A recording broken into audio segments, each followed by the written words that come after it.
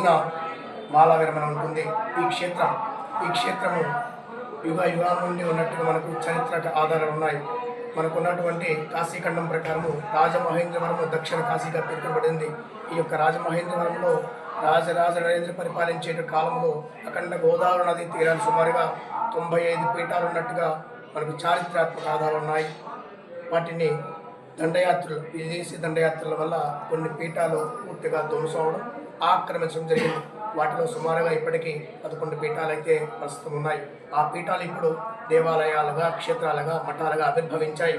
అంటే పురాతన కాలంలో ఋషులు అలాగే సాధు పుంగవులు నెలకొల్పినటువంటి యొక్క పీఠాలలో మహోన్నతమైనటువంటి శక్తి ఉంది.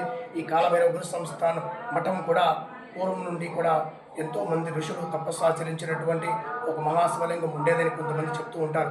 అక్కడే ఇక్కడ స్వామివారికి సంబంధించినటువంటి ఈ యొక్క 9 అడుగుల కల్పవృక్ష మహాశివలింగాన్ని ప్రతిష్ఠ చేయడం, అలాగే ఆ యొక్క 9 అడుగుల కల్పవృక్ష శివలింగం పైన స్వర్ణాకర్షణ భైరవ స్వామివారు అలాగే లక్ష్మీదేవి కుబేరుడు కూరి ఉంటారు. ఇక్కడ విశేషమైన విశిష్టత ఏమంటే ప్రపంచంలోనే భక్తులకు నాణాలను ప్రసాదంగా ఇచ్చే ఏకైక స్వర్ణాకర్షణ కాలభైరవ క్షేత్రంగా ప్రసిద్ధి చెందుతుంది. రాజమహేంద్రవరంలో అఖండ గోదావరి నదీ తీరాన కలిసినటువంటి ఈ యొక్క భైరవ క్షేత్రం సాక్షాత్తు సర్వేశ్వరుడే స్వర్ణాకర్షణ భైరవ స్వామిగా కొలువు తీరి భక్తులందరి అభిష్టాలను నెరవేరుస్తూ ఉంటారు. ఇక్కడ అందరికీ కూడా ఒకే ధర్మం, ఒకే విధమైన మార్గం ఉంటుంది.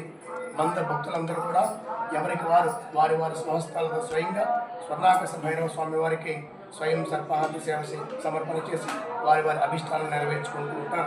ఈ రోజున ఈ యొక్క విశేషమైనటువంటి కాలభైరవాష్టమి, కాలభైరవ జయంతి సందర్భంగా సమస్త జనులందరికీ కూడా శుభం, ఆయుష్, ఆరోగ్యం లభించాలని కోరుకుంటూ శుభం.